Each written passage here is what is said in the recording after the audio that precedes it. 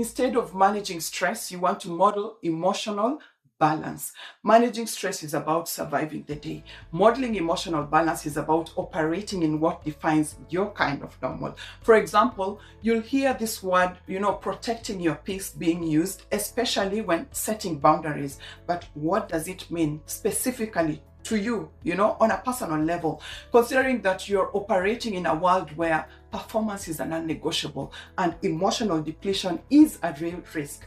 You could be taking those spa days. Yes, you could be turning your phone off during an official working hours. Yes, you could be lighting a scented candle after work. Yes, but your body is still yearning for more. And these are the moments where you're going to need to take radical responsibility for your emotional energy and the environments where you allow yourself to stay in, especially when the pressure is over the roof. You want to get to know the kind of pressure that grows you and the kind of pressure that breaks you, and be okay to walk away from the latter. I'm talking about not overcommitting to prove your worth to the entire organization at your sanity's expense, but only saying yes to that which aligns intrinsically with your values and priorities. I'm talking about choosing to not carry other people's chaos as your own to the point of self-sacrifice, but showing empathy without being a sponge. You want to treat empathy as a strength and not necessarily a soft spot. I'm talking about building an inner calm that does not depend on outer circumstances, no matter how chaotic the situation gets. And if ambition costs you your health, your joy, your sense of self, then what's the point?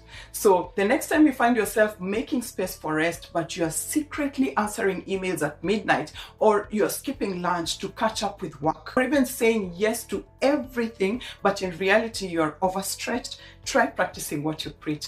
Be clear about your boundaries, not because you're less committed, but because you know that burnout is not a strength, it's a red flag.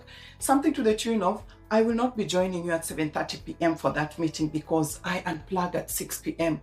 And also bear in mind that your team always looks to you and at you. So if you're constantly overwhelmed, if you're constantly frustrated, emotionally checked out, that energy is going to spread out, and it's going to spread fast. No matter how high the pressure mounts, how hot that building gets, they need to know that you can fight the fire while staying calm, cool, collected, and acknowledge that, well, there could be a storm, but you're not going to let the ship sink.